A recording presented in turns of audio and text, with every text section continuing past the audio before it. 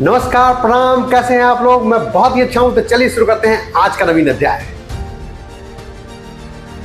अगर मैं आपसे अभी पूछूं कि आप अभी किस स्पीड से ट्रैवल कर रहे हैं, तो शायद आप में से बहुत लोग ये कह सकते हैं कि जी नहीं, अभी मैं ट्रैवल नहीं कर रहा, अभी मैं बैठा हुआ हूं, अभी मैं सोफे पे बैठा हुआ हूं, अभी मैं ऑफिस में बैठा हुआ हूं।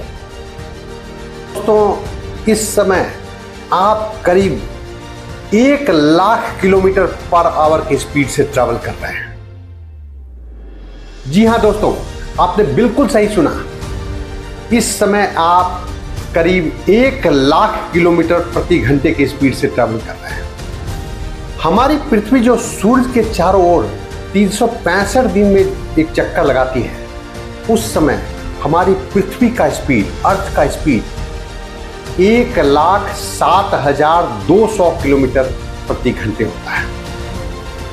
हमारा साइंस भी ये कहता है कि अगर आप किसी ट्रेन पे बैठे हों और वो ट्रेन 120 किलोमीटर पर आवर की स्पीड से अगर चल रही है, तो आप भी 120 किलोमीटर पर आवर की स्पीड से चल रहे होते हैं। अगर एक घंटे में 1,00,000 किलोमीटर ट्रैवल करती है हमारी पृथ्वी, तो 24 घंटे में करीब 24 लाख किलोमीटर ट्रैवल कर लेती है। दोस्तों, इस डिस्कशन को 2 मिनट के लिए रोकता हूं।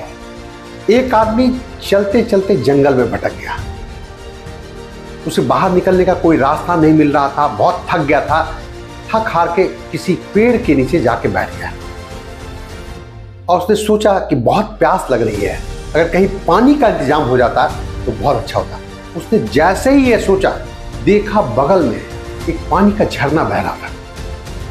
ये वहां गया, बहुत ही शीतल ठंडा पानी था। इसने अपनी प्यास बुझा ली, आके फिर से उस पेड़ के नीचे बैठ गया कि बहुत भूख लग रही है, अगर कुछ खाने का इंतजाम हो जाता तो मजा आ जाता। इसने देखा बगल में ही आम का पेड़ था, पका हुआ आम लगा हुआ था, उसमें एकदम पेड़ लदा हुआ था उस आम से। ये गया और आम खा के अपना भूख बुझा लिया। इसने सोचा अगर थोड़ा सा सोने का व्यवस्था हो जाता तो बहुत अच्छा होता।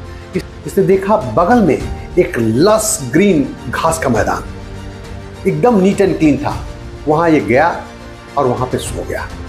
करीब 2-2.5 घंटे तक ये सोता रहा। जब उठा तो हल्की सी शाम हो गई थी। आके फिर ये उस पेड़ के नीचे बैठ गया। इसको ख्याल आया कि मैं पिछले 3-4 घंटे से जो भी चीज सोच रहा हूं, वो सब कुछ हो रहा है। मैंने पानी के बारे में सोचा, मैंने खाने के बारे में सोचा, मैंने नींद के बारे में सोचा, सब कुछ हो रहा है। ऐसा तो नहीं यहां आसपास कोई जिन्न हो और जो मेरी थिंकिंग को भी पढ़ ले रहे हैं। ऐसे इसने ये सोचा, 2 जिन्न आ गए, इसके सामने प्रकट हो गए और इसको परेशान कर दिया।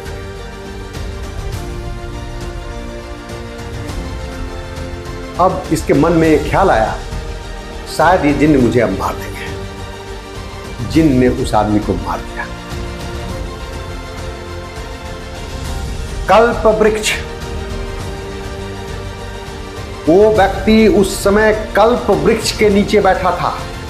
वो जो भी सोच रहा था, जो भी खुद से बातें कर रहा था, जो भी ध्यान में ला रहा था, वो सब पॉसिबल हो रहा था।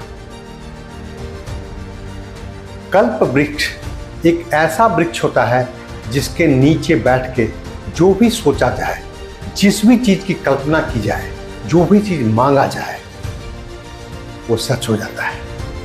अगर शायद उसने ये इच्छा किया होता कि मुझे इस जंगल से निकलने का रास्ता मिल जाए, तो शायद उसे जंगल से निकलने का रास्ता नहीं मिल जाता। लेकिन उसने सोचा क्या, शायद ये जिन्न आके मुझे परेशान करेंगे और शायद ये जिन्न मुझे आके मार देंगे। दोस्तों, अब जो हमारी पृथ्वी वाली कहानी थी उस पर चलते हैं। हमारी पृथ्वी 24 घंटे में करीब 24 लाख किलोमीटर का डिस्टेंस ट्रेवल करती है। इस दौरान हमारी पृथ्वी असंख्य तारों, गैलेक्सी, नक्षत्र से होकर गुजरती है। जैसे जब आप ट्रेन में ट्रैवल कर रहे होते हैं, तो कभी आपका ट्रेन जंगल से गुजर रही होती है, कभी पहाड़ के बीच से टनल में गुजर रही होती है, कभी नदी के ऊपर से गुजर रही होती है। उसी तरह हमारी पृथ्वी भी असंख्य तारों, गैलेक्सी के बीच से हर दिन होकर गुजरती है। और शायद कभी कभी पृथ्वी ऐसे नक्षत्र, ऐसे ग्रह, ऐसे तारों के बीच से होकर गुजर रही होती है, उसका प्रभाव भी एकदम कल्प वृक्ष के जैसा होता है। उस समय शायद हम जो बोल रहे होते हैं, हम जो सोच रहे होते हैं, वो सब कुछ हकीकत में हो जाता है।